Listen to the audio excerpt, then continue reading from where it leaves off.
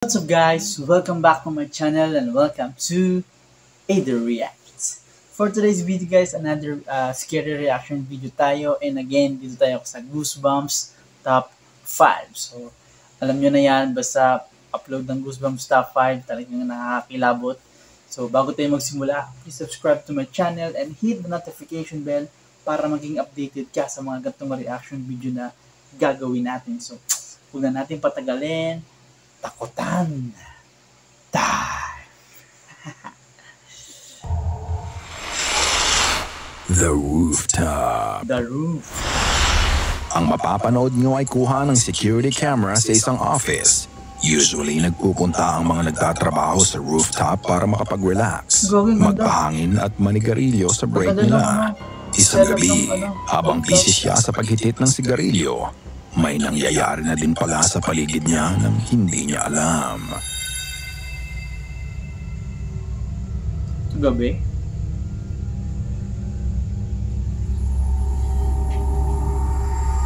Huwag yung shadow figure dun sa pinto.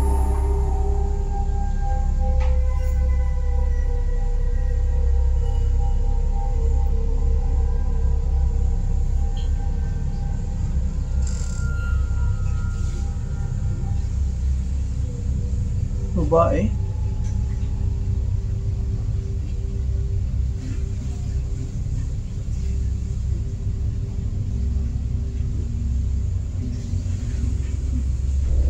Huh? Wala?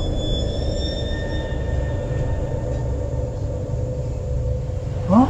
Paano nangyari yun? Sa frosted glass ng pinto, makikita mo ang dahan-dahang paglabas ng imahe ng babae. Tila umaakyat ito sa hagdan at naglalakad sa harapan ng pinto. It could be just a co-worker, pero pagkatapos manigarilyo ng lalaki sa rooftop, pagbukas niya ng pinto, wala namang tao doon. Ang imahe ng babae ay bigla na lang naglaho. Mukhang hindi niya nakita ang babae sa salamin dahil wala siyang naging reaksyon nang buksan niya ang pinto.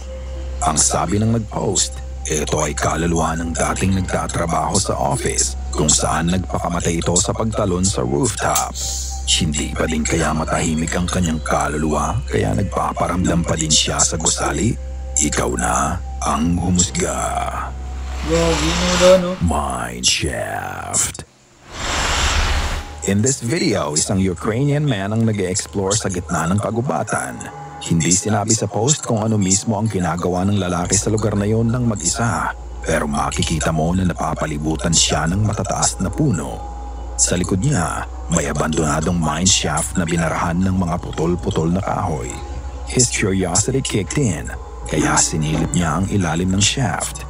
Pagtutok niya ng camera dito, that's when he had a terrifying encounter. Ох, завел телекоп в жуткое место. Такие руины. И вот, неспокойно, еще солнце не зашло, но как-то мрачно, очень мрачно. Еще и в колодце что-то шипит. Возле прудок. Gogi. Nakita mo ba yon? Tignan mabuti ang loob ng mineshaft. Sa ilalim nito makikita mo ang isang mukha na nakatingin din sa kanya. Malinaw mong makikita ang mga mata nito na tila nagliliwanag pa. Makikita mo din ang hugis ng mukha at bibig nito. Ang creature na nakita niya ay parang katulad ng bungo ng tao. Meron nga kaya talagang naninirahan sa ilalim ng balon na to kaya tinakpan nila ng mga kahoy ang itaas nito? What do you think this is? Ikaw na ang bahalang magpasya. Ghost Track. Merong folklore sa San Antonio, Texas na tinatawag nilang haunted tracks. They say a spirit of a benevolent boy lingers by the railroad crossing to lend a ghostly hand. Kapag nga daw nagpark ka malapit sa railroad crossing at may paparating ng train, may magtutulak ng sasakyan mo para hindi ka tamaan ng train. At kapag sinabuyan mo ng powder ang sasakyan mo, lalabas ang handprint ng bata. Ganito ang ginawa nila sa video para tignan kung totoo ang urban legend. Oye, Berto, go! ¿Se está cayendo? Sí,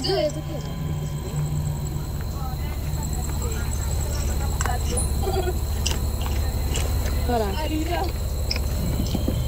Oh, it's still working, look. Yeah, put your hand. Sinabuhay nila ng powder para makita kung may mga print ng kamay. Right here? Oh, okay. Wait, Logan, do it again. Hey, Roberto, do it again. Ready.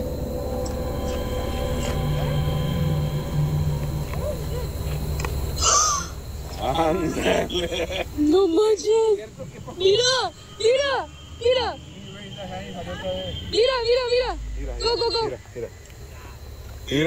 Stop playing! Grabe meron. Sinabuyan ng lalaki ang likod ng sasakyan nila ng harina para makita kung totoong may lalabas na handprint. Sa una, wala silang nakita. Pero nang pagsaboy niya sa gilid ng kotse, lumitaw ang maliit na handprint.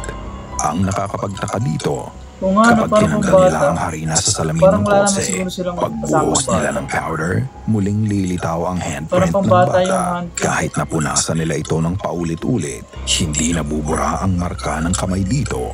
Totoo kaya ang urban legend na to? Kayo mga ka-goosebumps, ano ang masasabi niyo dito? Pero siguro baka sila lang din. Funeral service. Pagkatapos lang ng funeral service nung araw na yun, nagmamaneho ang lalaki ng mag-isa para dalhin ang ataol sa pamilya niya. However, sa gitna ng kanyang paglalakbay, mararamdaman niyang hindi na pala siya nag-iisa. Dahil sa likod niya, may ingay at pagkatok na nanggagaling sa loob ng ataol. Gogi.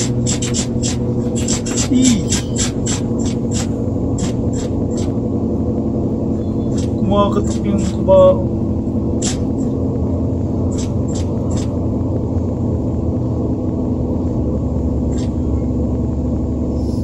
Malakas ang kalampag ng ataol. Para bang kung sino ang laman nito ay humihingi ng tulong para palabasin siya. Sa takot ng driver, inihinto niya muna ang sasakyan. Inayos niya ang mga gamit sa likod ng sasakyan na maaaring gumawa ng ingay. Sinecure niya din ang ataol ngunit nang muli siyang magmaneho, bumalik muli ang pagkatok na naririnig niya.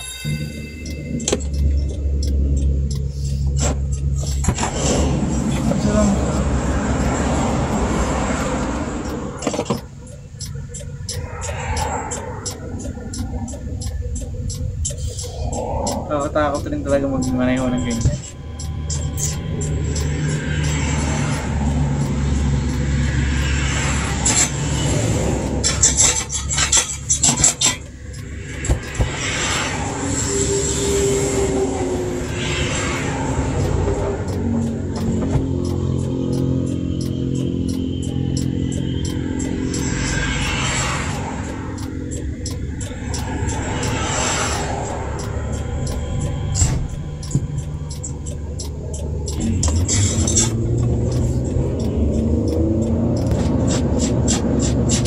Meron na naman bumalik.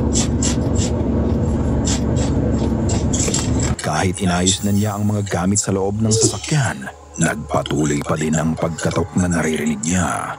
Nang maulit muli ang pagkatok, hindi na nga siya huminto pa at ipinagpatuloy na lang niya na maihatid ang ataol sa pamilya nito. magmamadali ako. Ayon sa kanya, sa tagal niyang nagtatrabaho sa funeral service, ito ang unang pagkakataon na naka-experience siya ng ganong pangyayari. Ikaw, kaya mo bang magmaneho ng mag-isa knowing na ang kasama mo ay patay na? Heavy footsteps. Si Mari ay mahilig mag-post ng mga video kasama ang alaga niyang pusa na si Top Top.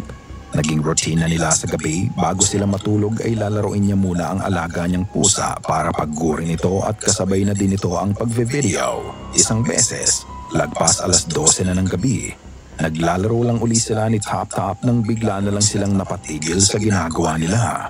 Ito ang nangyari.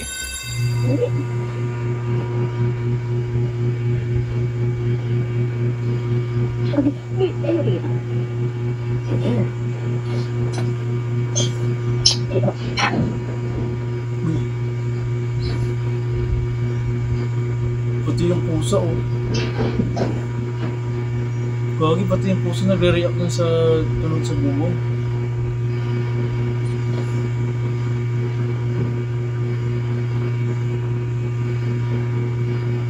Gagi, di ba ganun? Kasi kung tao lang yan, yung pusa siguro hindi siya mag-react. Actually, may mga ganito kami experience dyan sa dati namin bahay. Yung tipong, parang ang bigat ng hakbang na kala mo talaga tao or na tumatakbo sa taas ng bubong. Oh, Lord. Sa bubong nila, nakarinig sila ng mga kalampag, para nga daw tong naglalakad. Sinasabi lang ni Mari sa sarili niya na pusa lang yun. However, hindi nawawala ang takot sa kanya dahil hindi normal ang ingay nito. Kahit ang pusa niya ay napahinto sa paglalaro at naging alerto ito sa paligid nila. Sa nerbiyos niya, napadasal na lang si Mari. Ang buong akala nila tapos na pero hindi pa pala. Patingin-tingin si Tap Tap sa bubong at bintana na parang nararamdaman ito ang naglalakad sa bubong nila.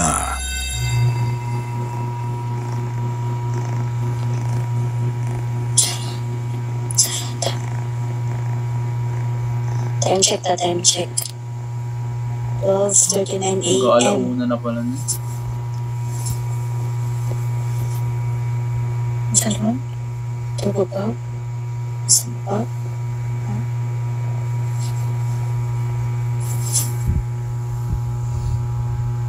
Saan ba? Nalala ko dati pag may ganyan sa bubong namin, kunyari, umuubo ako ng malakas. Para kung sino man, kung sakali man na tao man yun, pero ano man, maririnig niya o malalaman niya na gising ako or gising yung tao sa loob ng bahay namin. Kasi syempre, di mo rin masasabi.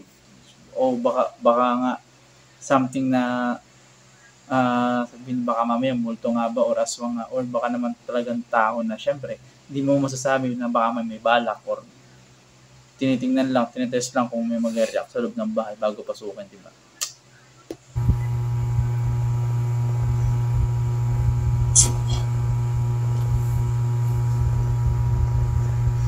Yung puso, takot talaga yung pusa.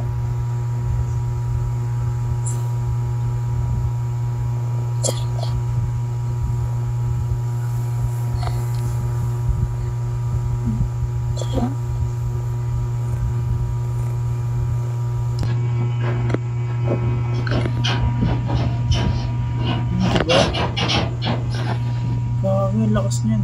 Ganyan na ganyan tunog sa amin. Nakakaba din talaga yan.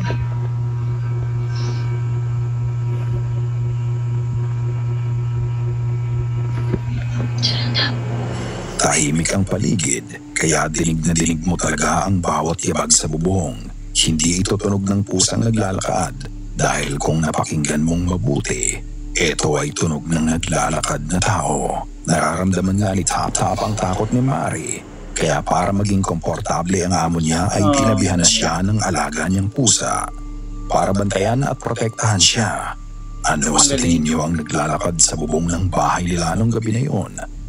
Kung ikaw si Mari, kaya mo bang silipin sa bintana ang pinagmumulan ng ingay? Lights in the sky. Nagkagulo ang mga tao isang gabi sa Cucuta, Colombia. Hawak-hawak nila ang kanilang cellphone at may binivideohan sa langit. Naggulat na lang sila dahil sa likod ng makakapal na ulap, naglitawan ang mga hindi maipaliwanag na ilaw. Panoorin ang video.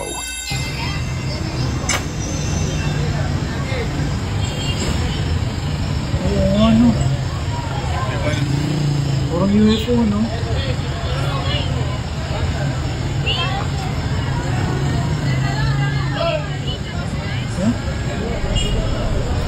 Hindi naman piglet yan. Hindi naman.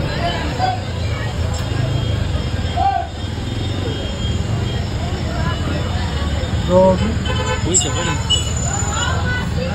Saka di mo nga sabi ko ano dito kasi lahat ng tao, di ba? Yung mga tao nakakagula. Grabe, no?